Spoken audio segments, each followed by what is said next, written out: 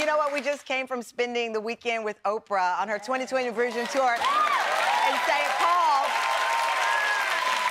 And Oprah I've known her since I was 27, as I said. This is my first one-on-one interview.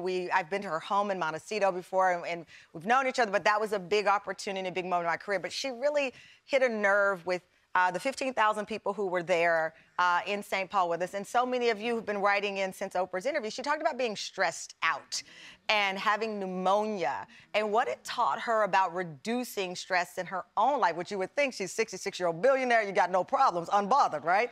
Well, of course, Oprah keeps it real, and here's what she said. What is this pneumonia here to show me? I mean, you know, what will happen is, and I say this to my best friend Gail all the time, who doesn't get enough sleep. Never. She's at everything. At everything. Listen, if you don't slow down, your body will slow you down. Yeah, right? If you don't slow down, your body will slow you down.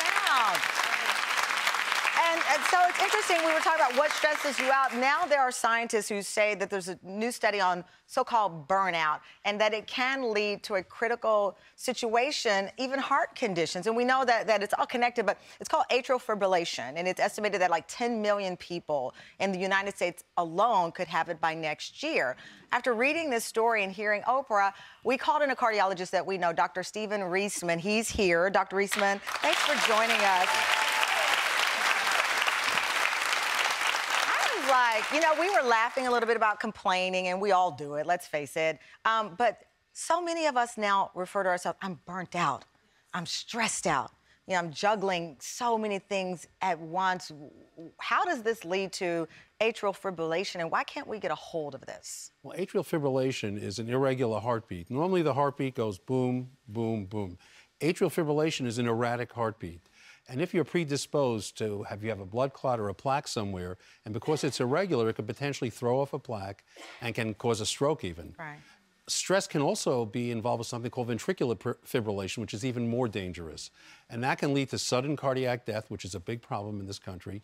And it can lead to a heart attack by vasoconstricting or blocking up your blood vessels going to your heart. But it also seems that in this country, especially since I only live in this country, I'll use us as the model here, that we embrace stress like it's a badge of honor. You know, you see people and they're like, oh, I am so busy.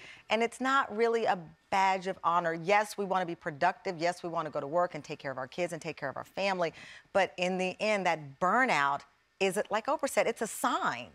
It's all about how you handle the stress. If you're a hardworking person and you have stress, but you're happy with your job, you're happy with your family, it's not going to have the same effect as somebody who gets stressed, they're depressed, somebody, God forbid, they lost their husband or their wife and they become those are things that can really affect you, especially heart-wise. But if you're stressed in the sense that you're just working hard and you're happy with what you're doing, less of a negative effect. Emotionally, can the way we think, the way we approach things, have a benefit on our bodies as well? Because so many times, I mean, you're a doctor and you save lives, but people go to medicine first to cure some things that we can do through meditation, which we did at the Oprah conference, or just a good laugh with your girlfriends, or just having that moment to decompress. So at our office, we have a handout, actually. It says top tips for stress relief. There are 5 or 6 different items we give to our patients. It includes biofeedback, yoga, exercise, writing something down, getting your emotions out in writing, focusing on something positive. We believe that medicine is not the cure-all, but lifestyle modifications help, and this is very important in decreasing the risk of stroke and heart attack. All right, well